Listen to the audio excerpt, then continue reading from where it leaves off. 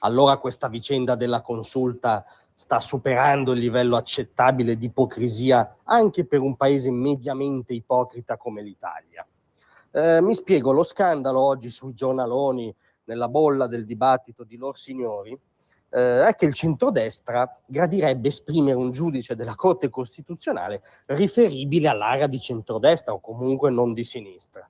Ed è un attentato gravissimo alle istituzioni repubblicane, uno strappo nell'alfabeto costituzionale perché coinvolge una figura di garanzia, le opposizioni si danno all'Aventino, sapete che quando si evoca l'Aventino si evocano sempre i tempi bui della dittatura, insomma siamo in pieno caravanserraglio antifascista contro l'occupazione del potere delle istituzioni da parte delle destre, rigorosamente al plurale perché fa più effetto scenico.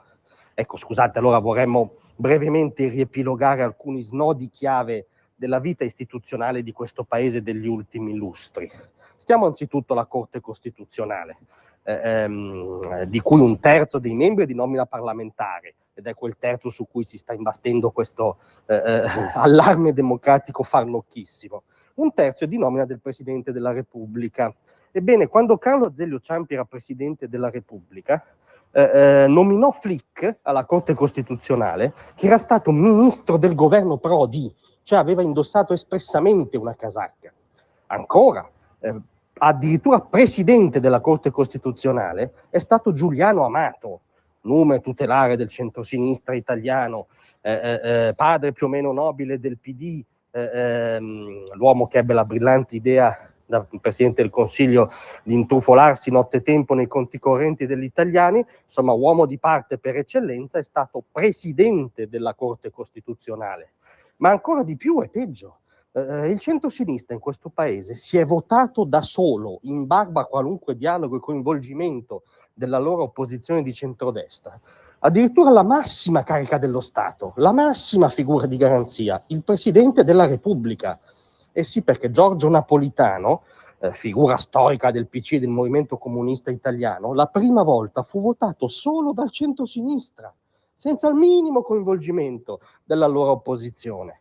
Anche Mattarella la prima volta è stato votato esclusivamente dal centrosinistra senza il coinvolgimento del centrodestra, ed è uno dei fondatori del PD, era un nemico addirittura prepolitico, diciamo, dell'allora leader e fondatore del centrodestra Silvio Berlusconi, anche per motivi imprenditoriali.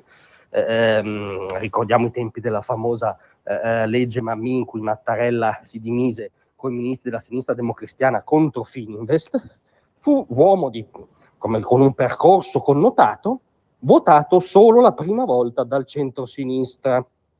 Allora, capite, addirittura il centrosinistra provò a un certo punto a rifilarci come Presidente della Repubblica Romano Prodi, cioè l'uomo che per 2 decenni ha guidato il centrosinistra, quindi un leader di parte proprio per eccellenza, in cui metà Italia, in genere un po' meno, si riconosceva, ma l'altra metà dichiaratamente non si riconosceva, la figura più divisiva possibile. Hanno provato anche a rifilarci Prodi al Quirinale, poi benedetti quei 101 che lo impallinarono. Ma perché questo excursus storico?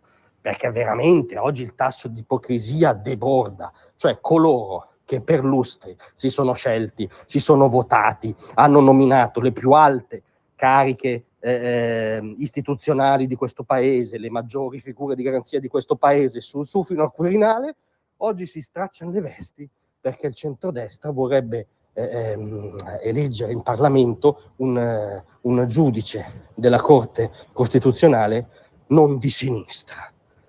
Veramente, veramente siamo oltre ogni decenza minima. Grazie a tutti, vi aspetto stasera alle 18.